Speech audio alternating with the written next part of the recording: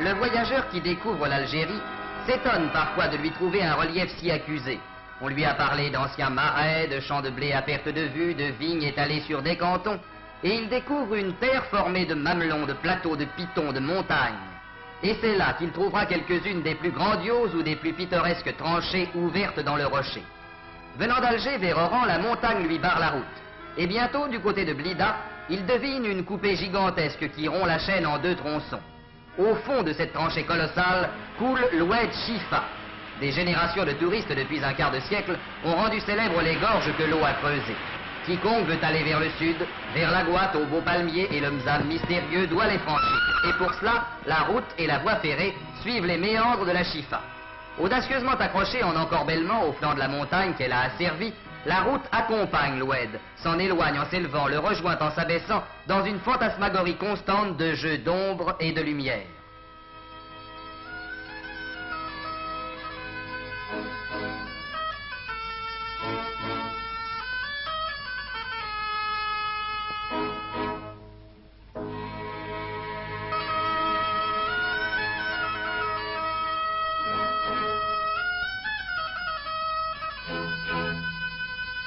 La voie ferrée a eu moins de scrupules. Quand la montagne l'a gênée, elle l'a percé de multiples tunnels. Et par la route ou le train, l'homme est passé.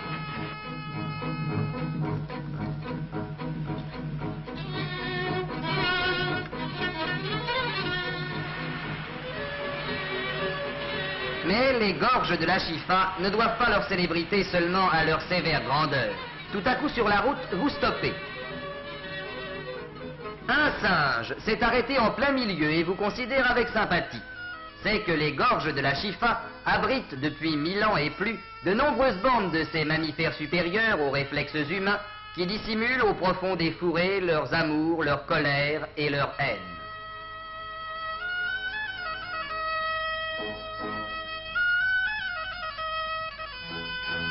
L'auberge des gorges est devenue aussi un peu leur propriété.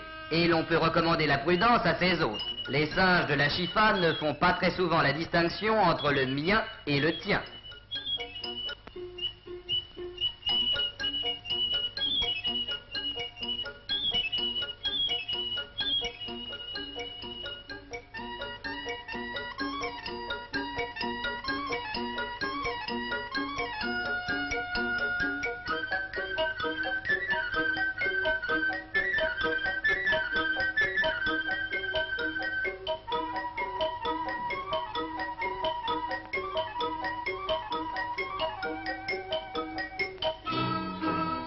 Le voyageur s'arrêtera donc à l'auberge, la seule peut-être de ce genre, et puis il reprendra la route, la même route sinuant entre le roc et l'eau, passant brusquement selon les détours d'une plage de lumière à une plage d'ombre. Il gardera maintenant le souvenir de la Chifa. Si les gorges de la Chifa jalonnent la route d'Alger à Oran, le parcours d'Alger-Constantine possède lui d'autres gorges, les défilés de Palestro.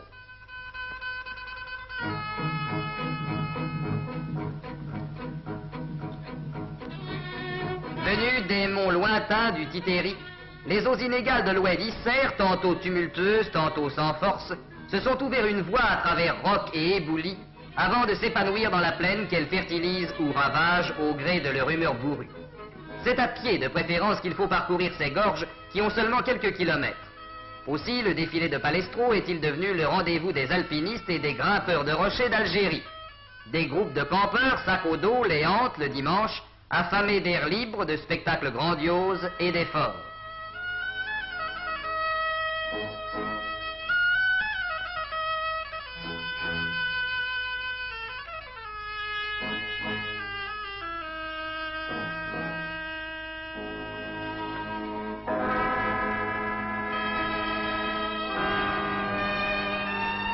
La pente est rude, le sentier abrupt, la montée lente et pénible.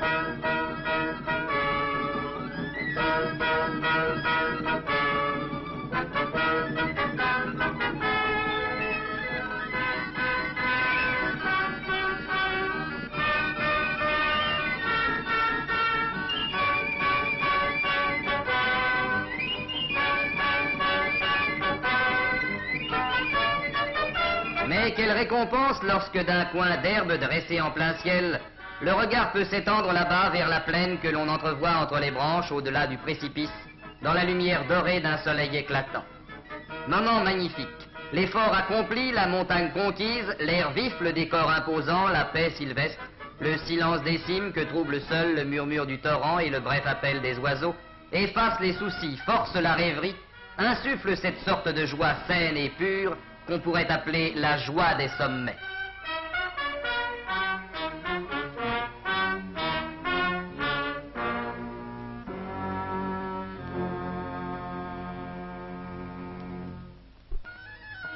Entre Sétif et la côte de Bougie, c'est Kherrata.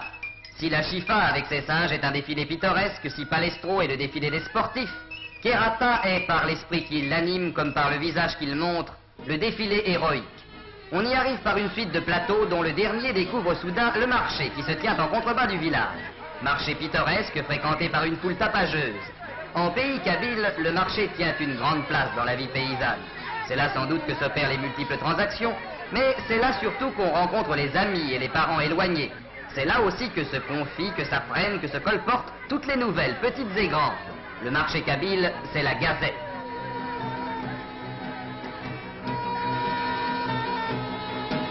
Et du marché, on gagnera le village.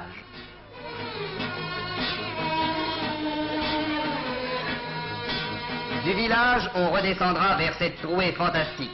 Les autochtones l'ont nommé Chabet El Akra, le ravin de la mort. Le long de cette brèche géante qui déroule ses méandres tourmentés au pied de cimes perdues dans les nuées, court une route, l'une des plus orgueilleuses créations de la ténacité française en Algérie.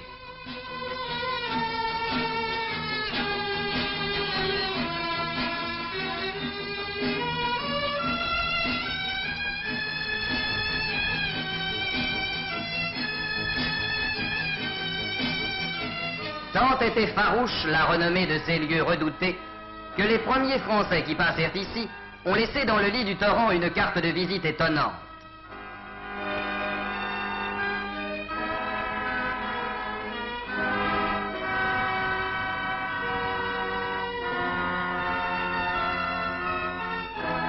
De cette route, constamment suspendue sur l'abîme où grondent les cascades, on découvrira à chaque détour un nouvel aspect de la majesté sauvage de ces gorges si profondes que le soleil n'y pénètre qu'au milieu du jour et qui provoque une sensation d'écrasement, une angoisse étrange. Seule la vision en contrebas d'un petit pont ancien met un détail humain dans cet amoncellement dantesque. Dans ce désert de pierre, qui ne se croirait au bout du monde?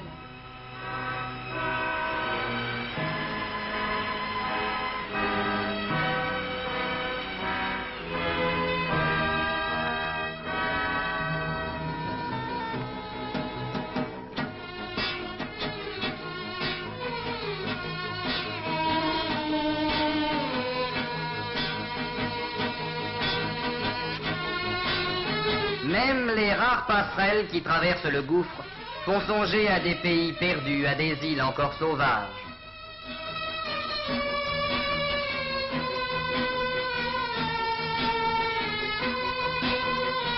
Même les singes ici sont craintifs et hargneux.